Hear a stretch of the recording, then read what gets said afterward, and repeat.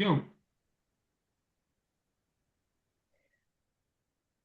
Welcome to today's DVMUG Zoom meeting on May 5th, 2026. I'm Lee Wagner, your host for this meeting. We will be covering news, videos, miscellany, questions and answers, and social hour.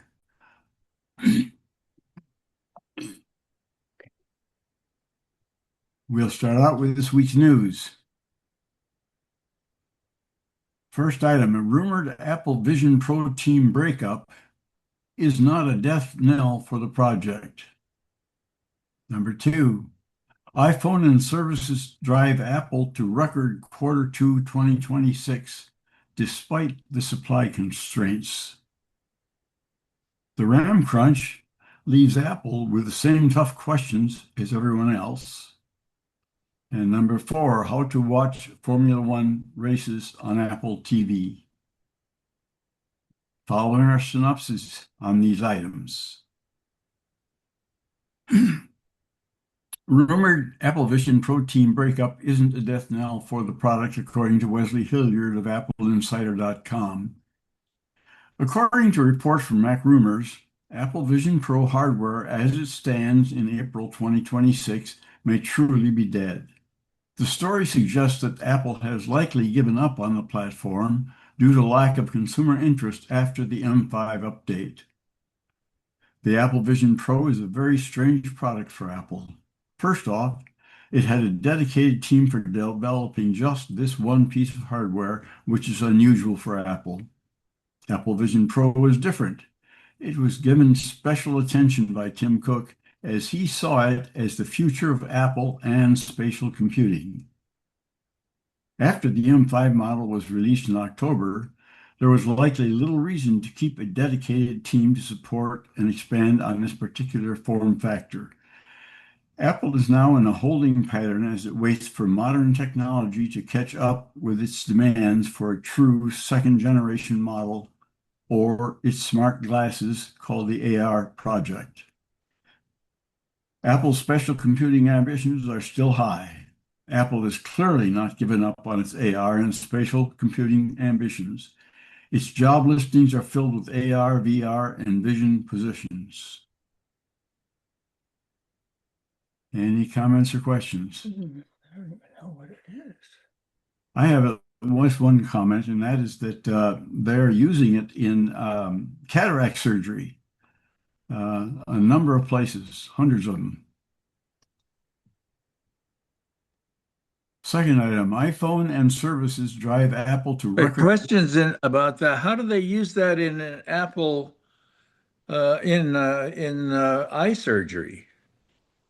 They look at it and it's showing where the blade is, the surgeon's tools and so on. He sees in his Vision Pro. And so he can move him and see him very carefully what he's doing.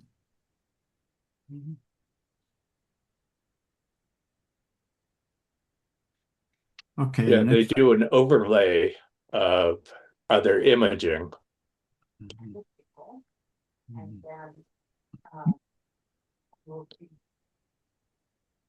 iPhone and services drive Apple to a record Q2 2026 despite supply constraints, according to Michael Cohen of Tidbits.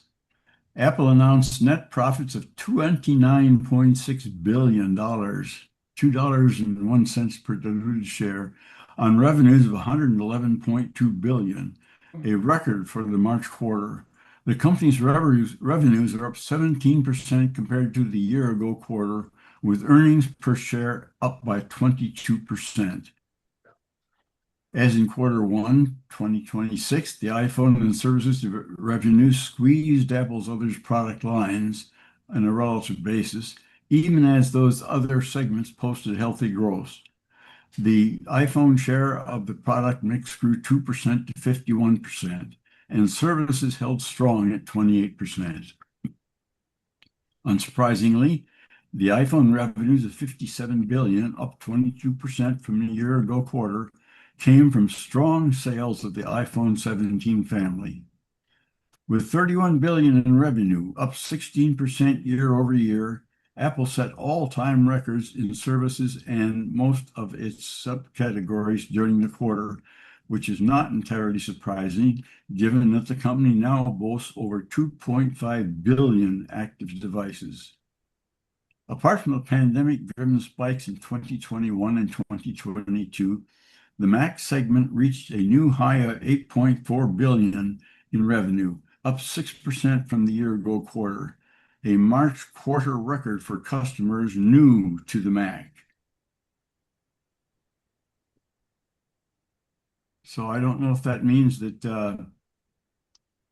PC users are turning to Mac, or it just means that there's a lot of youngsters coming up and they're getting Mac for their first machine. That was mostly the result of the new Mac, the Mac Neo. The Neo, and AI is buying up all the Mac Minis and the Mac Studios. They're delayed for a month now, and they say for several months to get caught up. But the point was that it was new for people who were their first time using Macs, using computers who were going to Macs.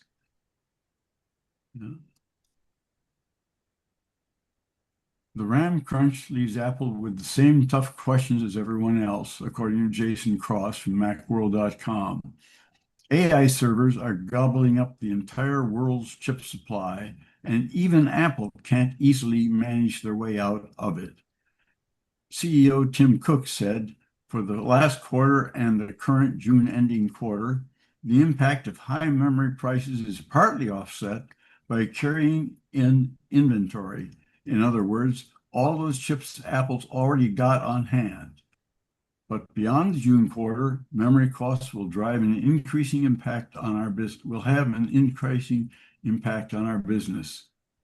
Apple is second to none in the consumer tech industry at managing supply, prices, and keeping an absolutely crazy high profit margin. But Apple doesn't give guidance beyond the next quarter, though.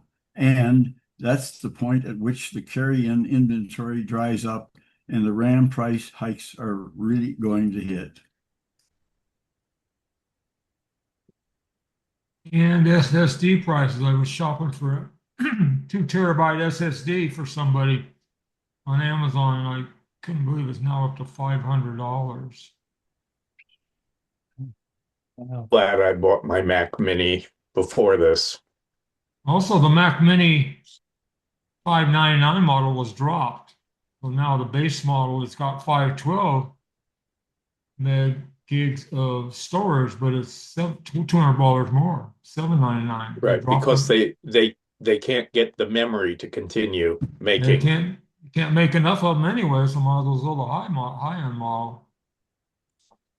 They may never come back, who knows?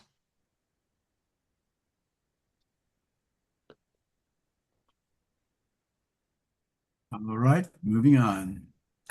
How to watch Formula One races on Apple TV, according to Benjamin Mayo of 95mac.com. Starting with the 2026 season, Apple TV has entered an exclusive deal to broadcast Formula One in the United States, including all Grand Prix, qualifying, and practicing sessions in the United States.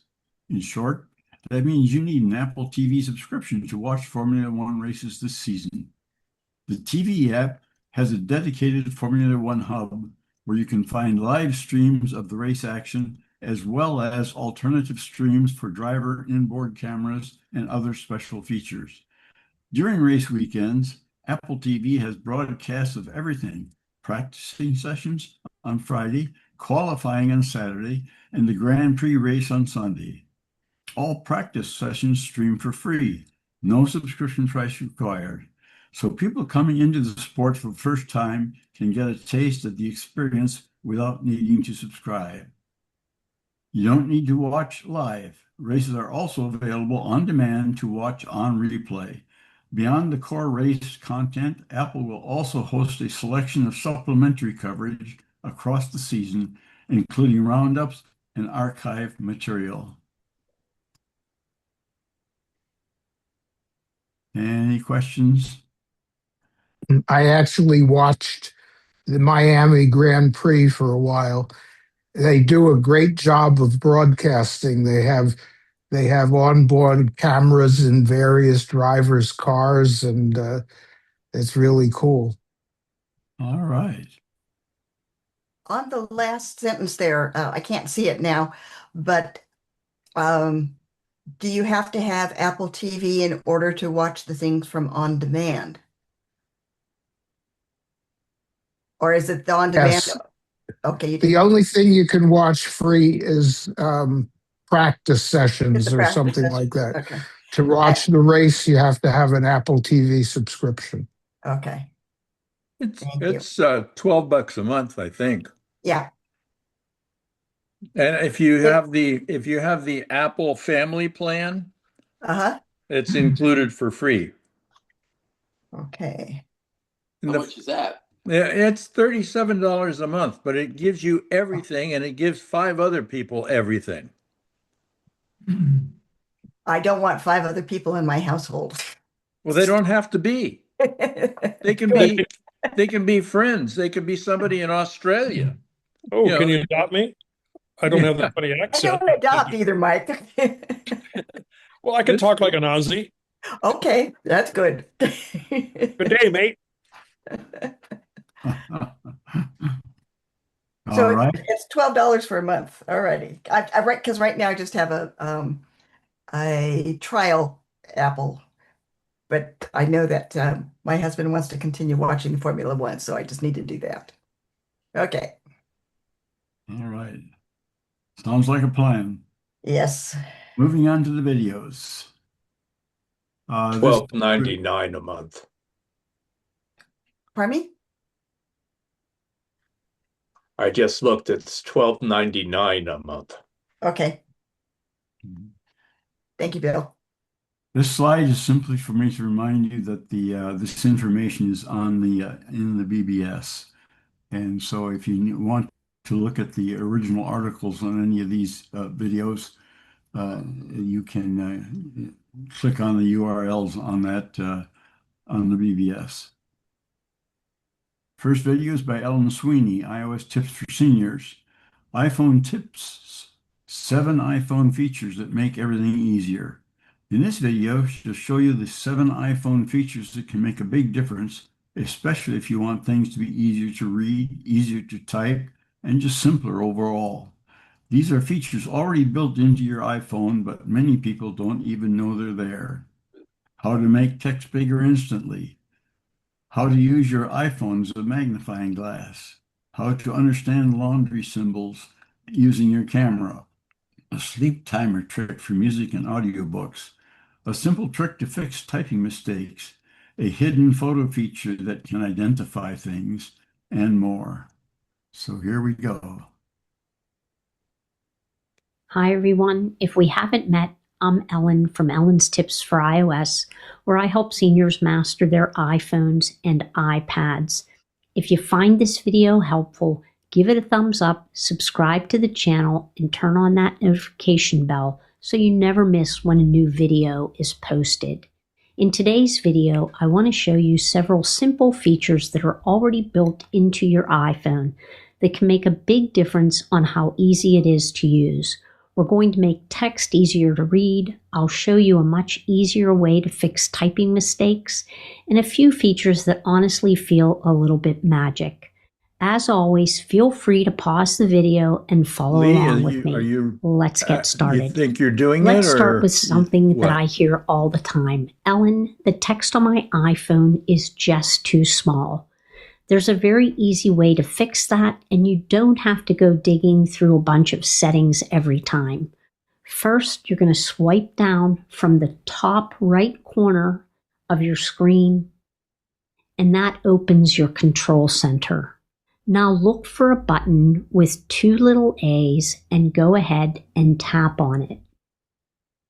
You'll see a slider that you can adjust the text. Here's the nice part. You can adjust the text just for the app you're using or for everything on your iPhone. So I'm going to swipe out of here for a minute, and just open the YouTube Studio.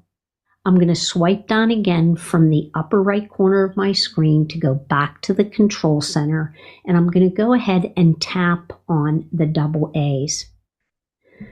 I've tapped, or it's selected for YouTube Studio, but I could make it for all apps. I'm going to keep it at YouTube Studio. And if you look through the transparency, as I'm adjusting the size, you'll see it getting bigger behind the transparency. So I'm going to go ahead and just take it up all the way. And now let me come out of the control center. And you can see that the size has been adjusted to very large. If you've never done this before, go ahead and play around with the slider and adjust it to what feels comfortable for you. Take your time. There's no right setting. I'm going to go ahead and adjust that back down by swiping down to come into the control center. I'll tap on the double A's. I'm just going to go ahead and bring it back down. I'll leave it at 110%. One more helpful tip. If you want even larger text, we're going to come into the Settings app. So locate your Settings app. This is what it looks like. Go ahead and tap on it. Find Accessibility. Tap on that. Locate Display and Text Size. Go ahead here and tap on Larger Text. You can toggle that on, and then you can adjust the slider here to make the text size bigger. This alone can make your iPhone feel so much easier to use. Now let's say you're out somewhere, maybe at a restaurant, and the print is really tiny. Instead of struggling to read it, you can use your iPhone like a magnifying glass. Again, we're going to swipe down from the upper right corner of the screen to come into the control center, and we're going to tap on the magnifier this time. And this is what the magnifier looks like. It looks like a magnifying glass with a plus sign.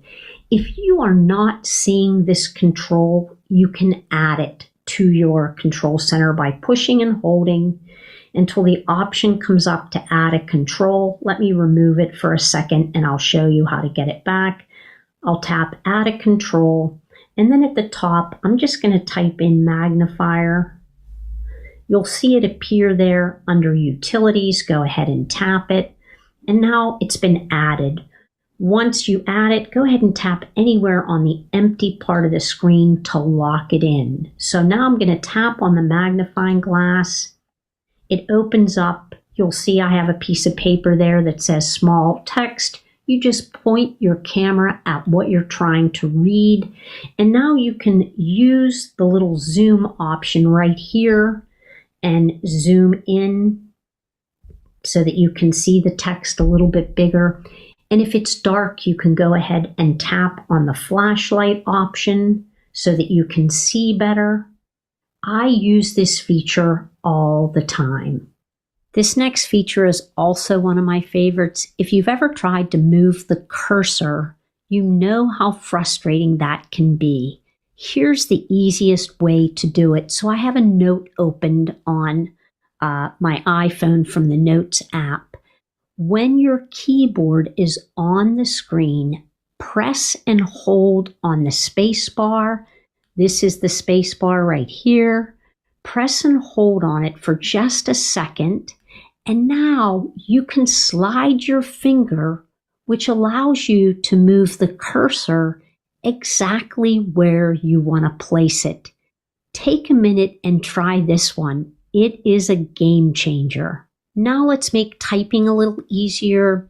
Go ahead and open the Settings app. Tap on General. Scroll until you see Keyboard and go ahead and tap on that. Here are a few of the settings you might want to try.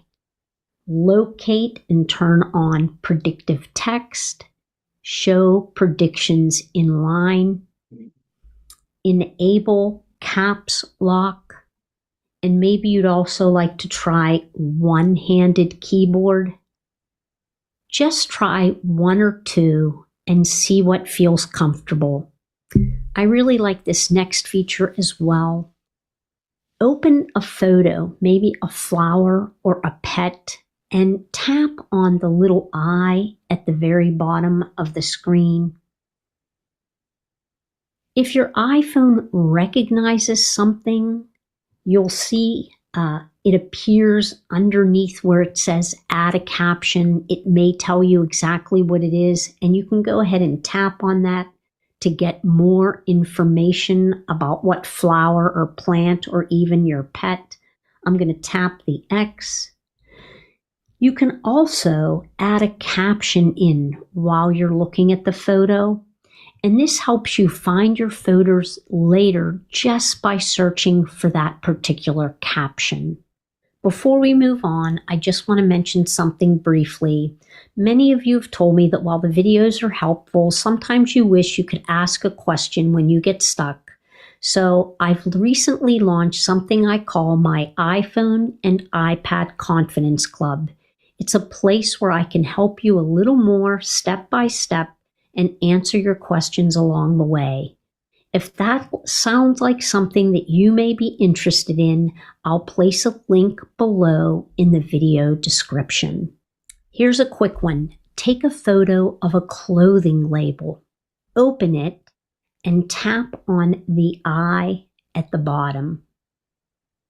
Your iPhone then may be able to explain what all those symbols mean. So if I tap where it says laundry care, you're going to see all of the icons that are listed here and exactly what each of them means. No more guessing.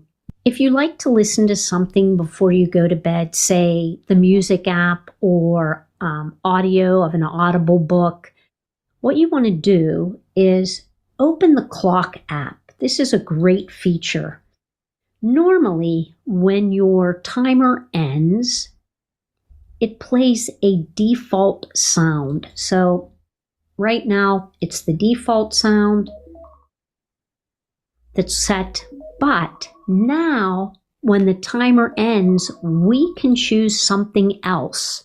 I'm going to scroll to the very bottom and say stop playing. And I'm going to tap set in the upper right corner. And now, when my timer ends, it's going to stop playing whatever audio is that I'm listening to. So now your audio will automatically turn off at the end of a timer. These are the kinds of features that are already on your iPhone, but most people may not even realize they're there. But once you start using them, everything just feels easier. If you found this video helpful, let me know in the comments section. I love hearing from you. Thanks so much for watching. Any comments or questions? Yes. I found her last one there about the timer. Yes. Yes, it stops the playing, but it left my phone on. It didn't have my phone turn off. So it stayed on all night, and the battery was very low in the morning. Oh, that's bad. I'm guessing she probably thought everybody had it on a charger when they go to bed. I mean, Right. obviously we Yeah. all, but I use mine as a night light. I put it on the magnetic charger horizontally on the nightstand, and it just has a little clock. I never turn my phone off. And she had a lot of good information in that. yeah, that magnifying one, actually, if you go into settings, there's quite a few different things you can add to that magnifying lens, which, as she mentions, a lot of restaurants want to get the menu on one page, and so they shrink everything, or they all assume we're 23 years old. I have that feature set as my triple click. Me too.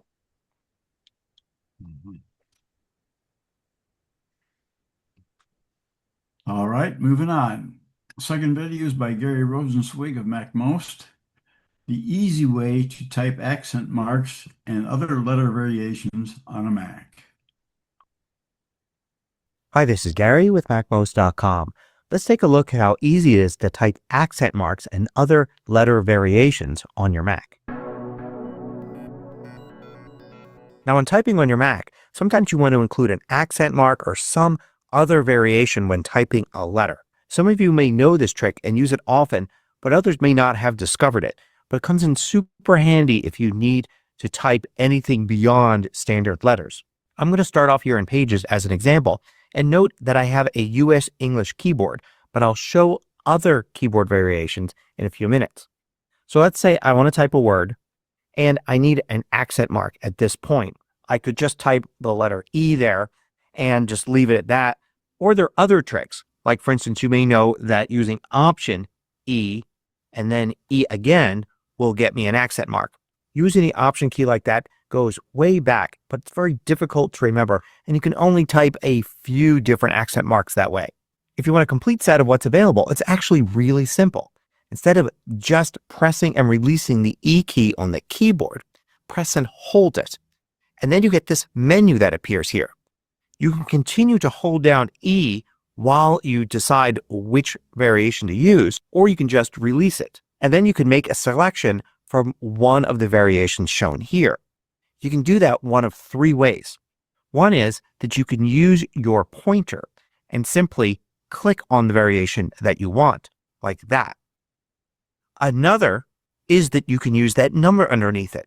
Just press that number on your keyboard and that will select it. And a third option is to use the arrow keys. Use the right arrow first and it will select the first one there. And then you can use the right and left arrows to move around. And when you see the one you want, press return.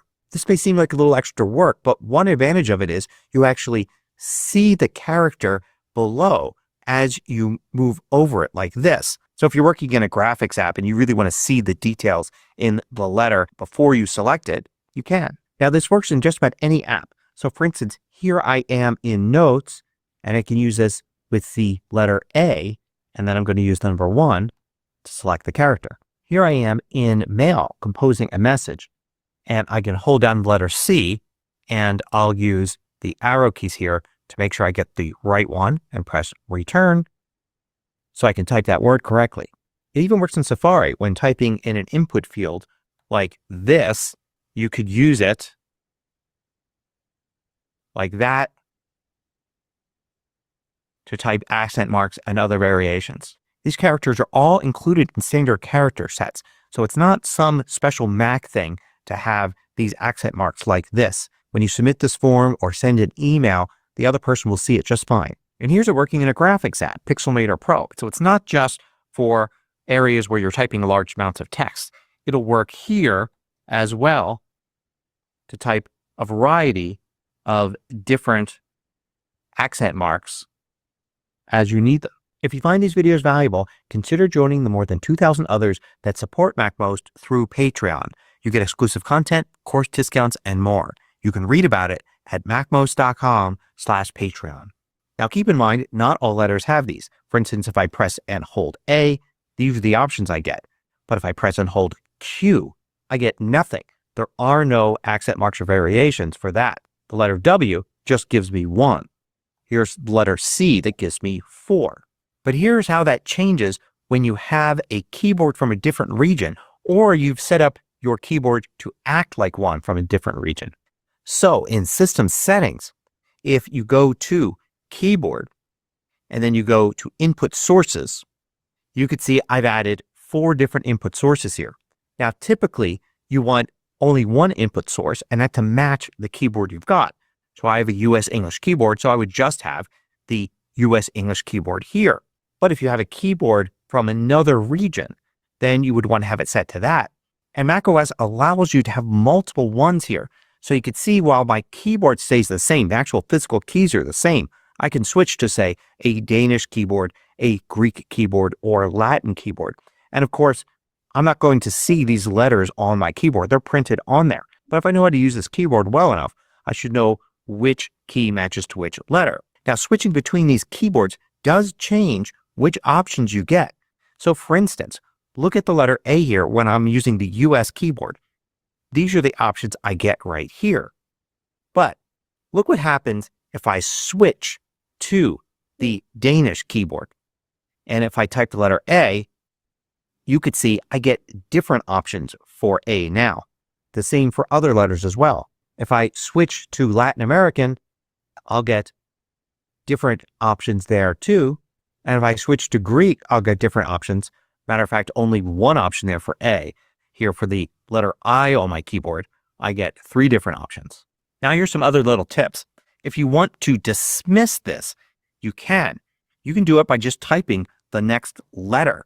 If it doesn't get a number, it knows to just ignore that. You can do it also with, say, a space. It'll just ignore it. Another way to dismiss this is to simply use the escape key on your keyboard. This works with capital letters as well. So if I press and hold A, you can see what I get. But if I do Shift and press and hold A, then you can see I get uppercase versions of these. Now, of course, you have to press and hold, and there's a slight delay before this appears. You could actually change the length of that delay. If you go into System Settings and then to Keyboard, at the top, you've got Key Repeat Rate and Delay Until Repeat. Now, these both seem to have to do with repeating things, which doesn't work with letters. If you press and hold A, you get these character variations. But it does work with anything that's not a letter or a number. So, for instance, if I press and hold the equals key, it will repeat the equals key like that.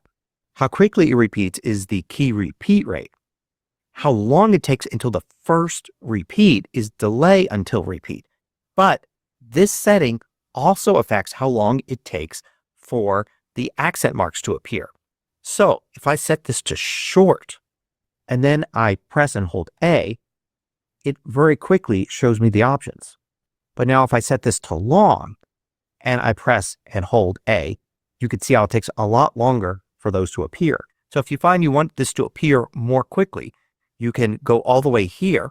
It doesn't really affect things to have things appear because even if it appears quickly, if the next thing you type is just another letter or a space or punctuation, it ignores it. So open up a sample document right now and give this a try.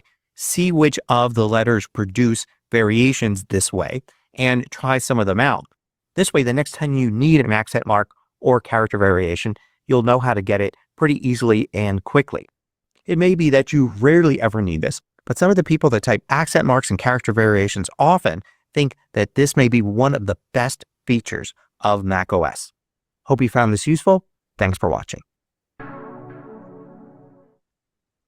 Well, comments or questions?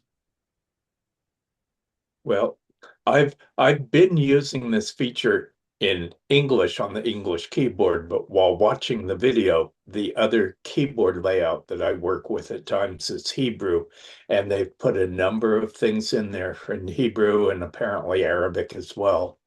So that was a useful video to see. Good. I'm going to have to go back to a basic English class to relearn the whole accent deal. Because I don't remember any of that. I don't know where I was.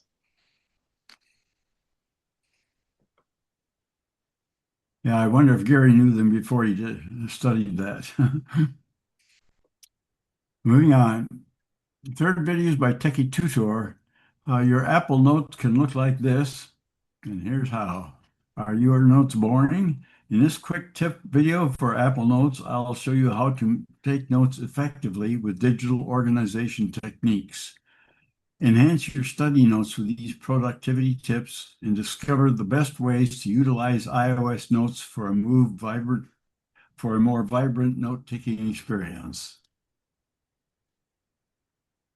Are your notes boring? In this quick tip video for Apple Notes, I'll be showing you how you can make your notes stand out. So let's get started. We're going to start by opening up Notes and open up a brand new note by pressing the icon in the bottom right corner to start a new note. I've just saved some information to use for my note for this example. In order to format this, I want to put the cursor where I want the first formatting option. In this case, I want it right before the word first. I'll press the formatting menu, which is right above the keyboard with the 2 A's listed. Press that, And then in the middle set of tools on the far right, you'll see a 1, 2, and 3. I'm going to press that. So now I have that first. Okay. Let's see. Change your home's air filter. I want that to be the heading. So I'm going to go ahead and press the formatting icon again. And I'm going to go scrolling to title. Actually, title is better than heading. And here is also where I'd like to have a highlight color. So you'll see a colored blue circle. If you press that, you're going to have a choice of different colors. I'm going to keep it blue. And now I'm going to look for the next step. I have one step right now. Find the next step and press return. And now I have 2 steps. So same thing. I'm going to press return on the 3rd step, the 4th step, and the 5th step. So now I have a note with 5 directions, a title, and it's formatted and highlighted. So it's a lot easier to read. Now I could continue formatting, or I could just leave it like this.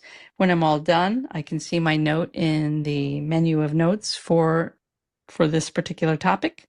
I hope you found this video helpful on how to add some formatting to the notes you use on Apple Notes. Go ahead and click the like button below. Subscribe to my channel so you'll always know when new videos come out, or join my channel, which you can find out about in the description, and that way you'll have early access to all the videos I produce. See you next time. Well, comments or questions?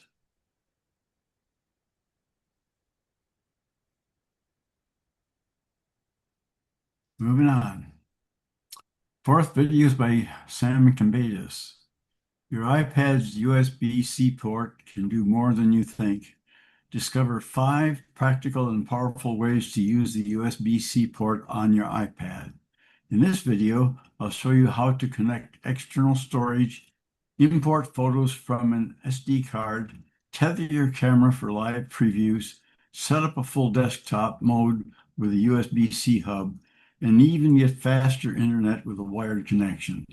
Whether you're a content creator, a student, or just want to get more out of your iPad, these tips are easy to follow and super useful. So if you've got an iPad with a USB-C port, there's a good chance you're mostly just using it for charging. But there's actually so much more you can do with it. In this video, I'm going to walk you through 5 practical real-world ways I use my USB-C port on my iPad. These little things can make a big difference whether you're working, creating, or just trying to get the most out of your devices. First up, external storage. If you've ever ran out of space on your iPad or just wanted an easier way to move files around, this is such a handy option. I use this when I need to back up photos, transfer videos, or just clean things up a bit. All you need is an external drive like a portable SSD or even a basic USB stick. If your external drive or USB stick uses an older USB-A connection, you can grab a simple USB-A to USB-C adapter like this one. So it plugs straight into the USB-C port on your iPad. Once it's connected, it'll show up instantly in the Files app. From there, locate your hard drive inside the menu under Locations. Then you can select the files you want to move over to your iPad. You can copy photos or transfer large videos off of your iPad to free up space. It's especially helpful if you don't want everything sitting in the iCloud or just need to clear up some space on your iPad. So if your iPad's starting to feel a bit full, this is one of the easiest ways to tidy things up and keep everything running smoothly. If you take photos or videos on a camera, this is such a handy little trick. You can plug a SD card straight into your iPad and quickly transfer everything. No laptop needed. I'm using a USB-C hub that has a built-in SD card and micro SD card slot. Just pop your card in and plug the hub into your iPad, and then open up the Files app. You'll see your SD card under Locations in the side menu. From there, you can preview, select, and transfer exactly what you want over to your iPad. It's great for reviewing bigger shots on a screen or backing them up while you're traveling. It's such an easy way to deal with your camera files when you're out and about, especially if you want to check your shots properly or get things sorted before you're back at your desk. If you film videos or take photos on a camera and want a bigger screen to preview your shots, this is a cool little setup you can try. For this, I use my Sony a6400 and connect it to my iPad using a micro HDMI to HDMI cable, which runs into a capture card. Since the capture card has a USB-A connection, I use a USB-A to USB-C adapter to plug into the iPad. Then I open an app called Monitor Plus. I just use the free version, which lets me view my camera feed live on the iPad screen. It's so handy when filming because you can actually see everything in focus and that it's framed correctly. If you end up getting the paid version, you can even control your camera directly from the iPad, which could be super useful depending on your setup. So if you're creating content and want a simple external monitor setup for your camera, this is definitely worth a try. Alright, for this next one, if you've ever wanted to turn your iPad into a proper desk setup, this is where the USB-C hub comes in. You can connect everything you need to make your iPad feel like a full workstation. Here's what you'll need. A USB-C hub with multiple ports including HDMI for an external monitor, a USB-A for a keyboard and mouse unless you're going to be using Bluetooth accessories, and ideally a USB-C port with the power symbol on it, so while everything is connected, your iPad can stay powered through the same hub. Once everything is set up, you now have a desktop-like experience, working off a bigger monitor and using a keyboard and mouse. It really helps boost your productivity and makes the iPad feel much more capable. This setup is great if you need to get some serious work done on your iPad.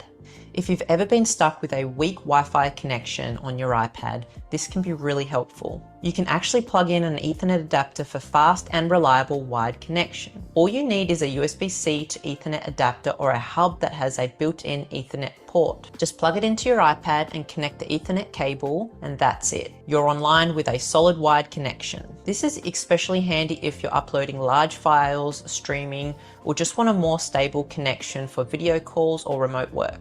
It's not something you'll use every day, but when you need it, it's super helpful. And it's one of those things that most people don't realize their iPad can do. So that's how I've been using the USB-C port on my iPad. Just simple, practical stuff that really makes a difference. Let me know in the comments if you're going to try any of these, or if you've got another clever use I should check out. If you found this video helpful, don't forget to like and subscribe to my channel for more iPad tips and tech videos like this one.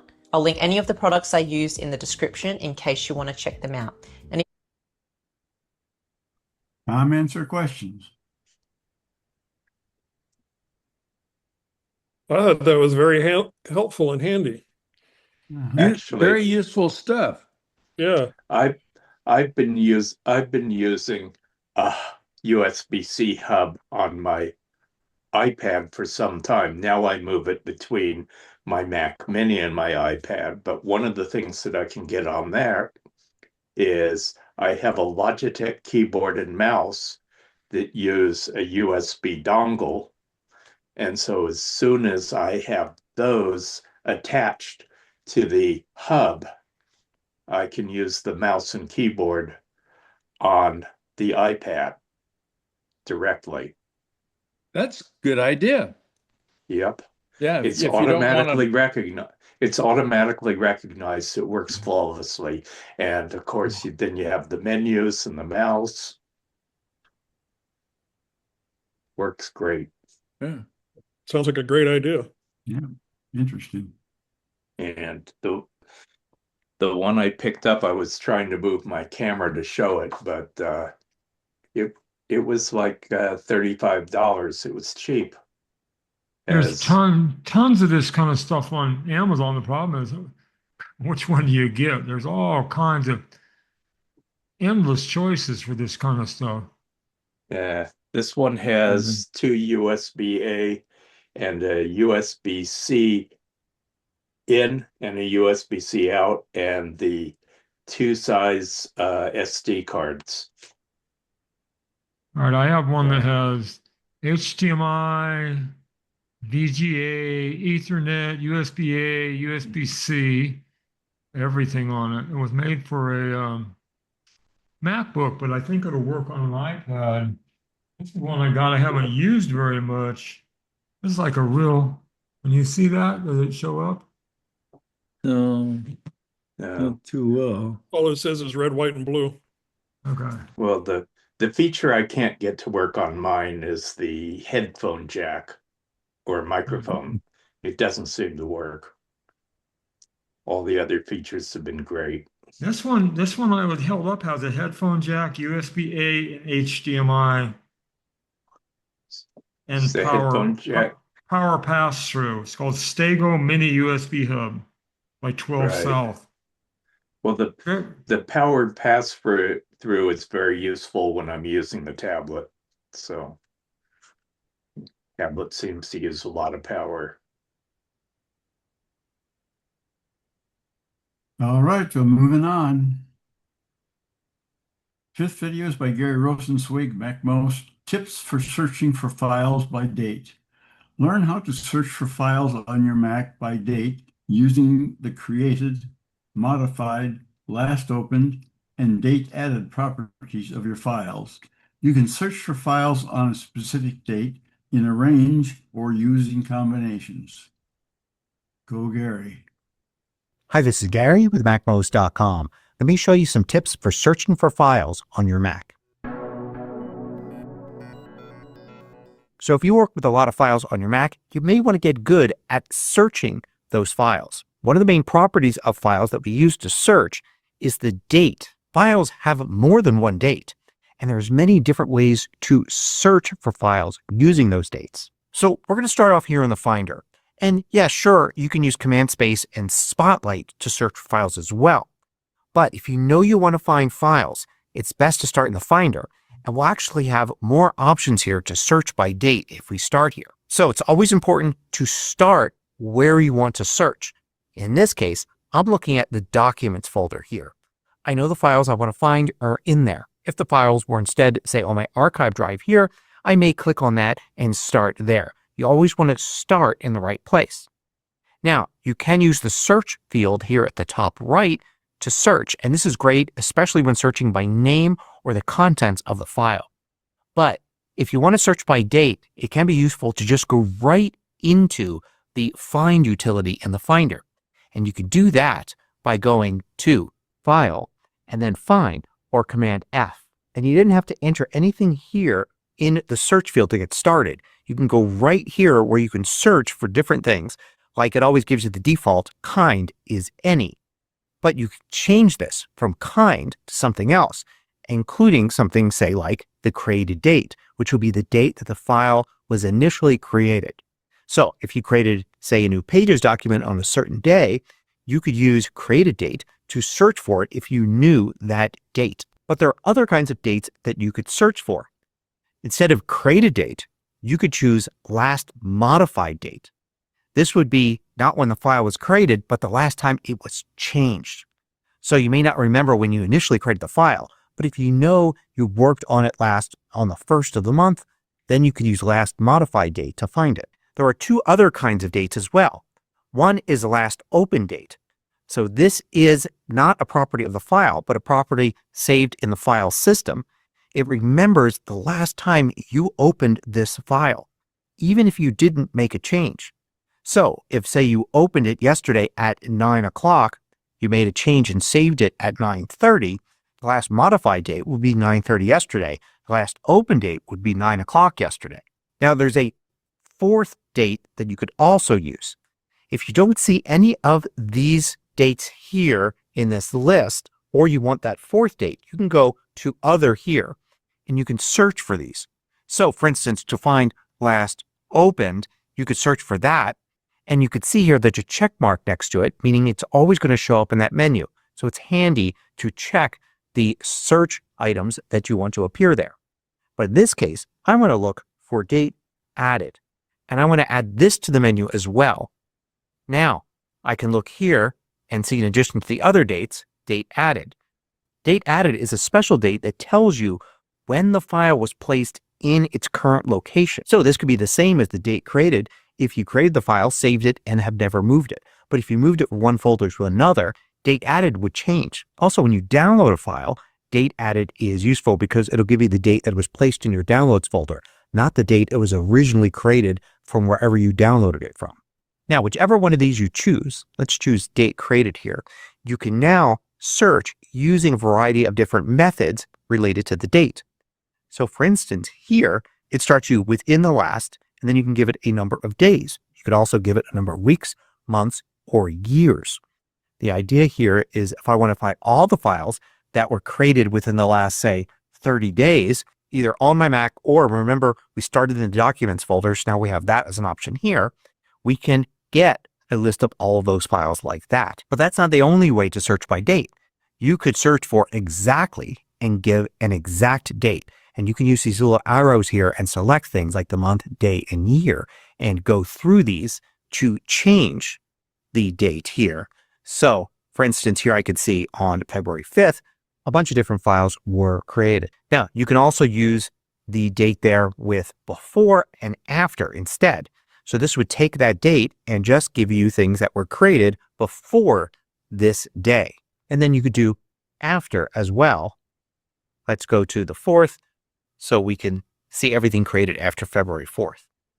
There are also some easy ways to search, say, for today, if you like, or yesterday, or this week, meaning starting on Sunday, or this month, starting on the 1st of the month, or this year, starting on January 1st of this year.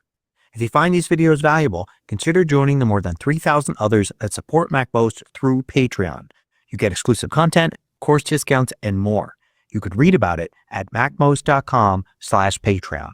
Now, no matter which one of these you choose, notice that, for instance, if I choose within the last 30 days, I don't necessarily get them in the order in which they were created. The order is set by the list view columns here. In this case, I've got name, kind, and date last opened, not created date. So if I want to sort by created date, which seems to make the most sense here, I want to add the created date column. So I can control click, right click, or two finger click anywhere here at the top in the column headings. And then I could add date created. I could also go to view and show view options or command J and add date created there as well. So now I've got the created date and I can sort by date created. Clicking it again changes the order of the sort. So for instance, if I change to date last modified here and say that's within the last 30 days, I get a lot of results, but I can only sort by date created or date last opened unless I add date modified to this. And now I can sort by date modified in either direction by clicking again and again here. So what if I want to get files that were, say, created or modified within a range? These options don't give me that. I can do within the last 30 days, but I can't say do it last month or a specific range that doesn't include today. Well, the way to do that is you can add multiple items here. So I'm going to say I want the last modified date is before, and let's say February 1st. And then I'm going to click the plus button here on the right and say the last modified date is also after, and then give it, say, January 1st. And now I get files that were modified between those two dates. It doesn't matter which one I started with. I could have done after, first, and then before if I wanted. You don't have to choose the same type of date either. So for instance, I could look for files that haven't been modified this year at all, but were created before and say the beginning of the previous year. So files much older than a year old that I haven't modified this year yet. And you can use any of the different dates here to get some interesting results that could help you with your work. Now, what's interesting is that you can actually search for date using the search field here at the top right. You just got to know what to type. If you use date : and then put a date or just type a date in there, it's actually going to search for some metadata inside the files that's not as useful as you would think. A lot of files just don't have that information in there. But if you use created and then : and then with no space, you put a date like that, then it will do the same as adding the items here with the plus button. So you can see everything here was created on February 5th. If you want to do modified, you just use modified rather than created. And you would think you would do opened or something like that here, but in fact, there is no kind of shortcut word for last opened. You have to use the actual property, which has the text K KMD, item last used date. All spelled out like that. Capitalization matters. And now you'll get last opened on February 5th. And likewise, if you want date added, you need to do KMD item date added like this for date added. And we could see here that that gives us things where the date added was February 5th. Now let's go back to created here. And let's say we want to range. It's actually really easy to do a range here. I could just put two dates with a dash, 1/1/2026 dash like that. And it's going to give me things between those dates. So if I want to include the 5th, I need to go one more there. And you could do the same with modified and the other two as well. You could also use less than and greater than. So if you just want something to be after January 1st, you can do greater than 1/1/2026 like that. And it gives you things where the date created is after January 1st, 2026. Reverse that, and you'll see that you get things from before January 1st, 2026. So try to learn these techniques if you find yourself often searching for files by date. Hope you found this useful. Thanks for watching. Well, any comments or questions? Okay, we're moving on. 6 videos by Apple support. Learn how to erase your iPhone and restore it to factory settings, either from your iPhone or from your computer. You can reset and restore all the current content and settings on your iPhone. We'll teach you how to erase your content directly from your iPhone in Settings and how to erase it using your computer. First, we'll show you how to erase your content directly from your iPhone so you can reset it to factory settings. Before you start, it's a good idea to have a recent iCloud backup or a backup saved on your computer. A factory reset erases all of your data on your iPhone, so you need a backup if you want to save your content or settings, or to transfer them to a new device. You'll also want to have your Apple account login details handy. In Settings, tap General. Scroll down, and then tap Transfer or Reset iPhone. Next, tap Erase all content and settings. Tap Continue. If you have an eSIM, you can choose to erase it or keep it. You might need to erase your eSIM if you transferred your data plan or phone number to another device, or if you're going to sell, trade in, or give away your device. If you do decide to erase your eSIM, you'll need to contact your carrier to reactivate your cellular plan. We're going to tap Delete eSIM and Erase Data. Then enter your passcode. If you have screen time enabled, you will also be prompted to enter your screen time passcode. Now wait for your backup to finish. Next, enter your Apple account password. When you're finished, tap the Done button on your keyboard. Your iPhone will begin erasing. This might take a moment. When the process is complete, the Hello screen appears. You can also erase and restore your iPhone using a Mac or PC. Before you start, it's a good idea to have a recent iCloud backup or a backup saved on your computer. A factory reset erases all of your data on your iPhone, so you need a backup if you want to save your content or settings, or to transfer them to a new device. You'll also need to know your Apple account details and have a compatible cable to connect your iPhone to your computer. If you're using Mac OS Catalina or later, you'll use the Finder to erase your device. If you're using a PC, you'll use the Apple Devices app.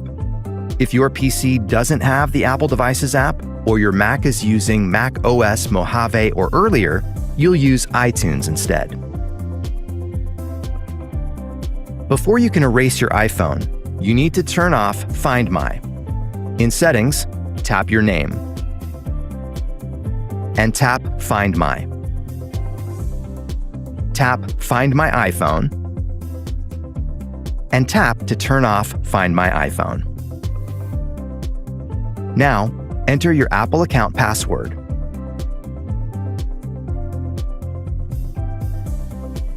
When you're finished, tap the Done button on your keyboard.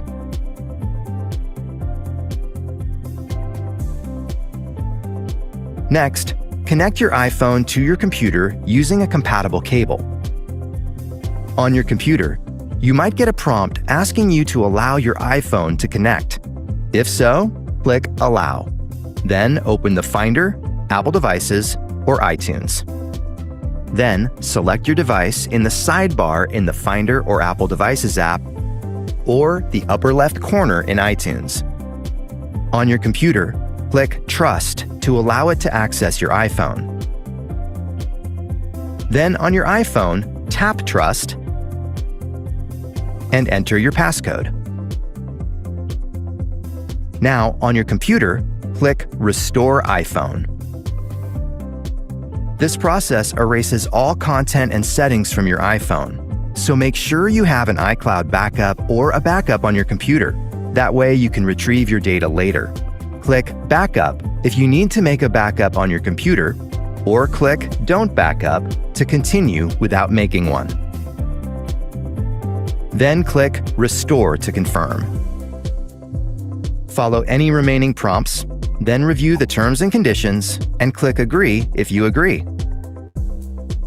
Then, wait for your computer to install the latest version of iOS on your iPhone. When the process is complete, the Hello screen appears. And that's how to erase and reset your iPhone. Some sequences in this video were shortened.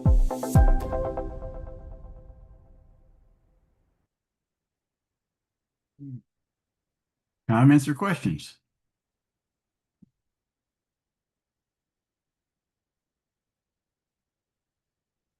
All right, we'll move on to one miscellany item because number 2 got disappeared. Kindle books, page turn animation. Do you read Kindle books on your iPad or iPhone?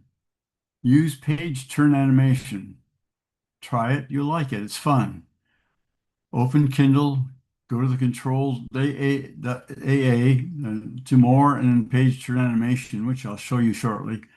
And when you do that, you get this interesting way that your pages turn when you're reading on your iPad or iPhone.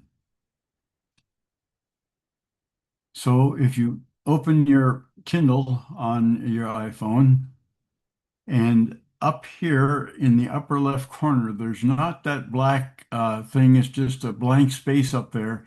As you tap there, you'll access the control menu, which will give you this third view here on the right. It'll open the controls menu. And if you tap AA, then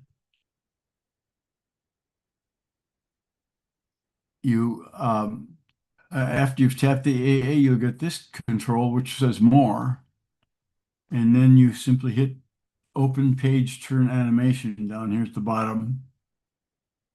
And now when you turn your pages on your Kindle item, you will get this kind of interesting effect. It's kind of cute. On to questions and answers and social hour.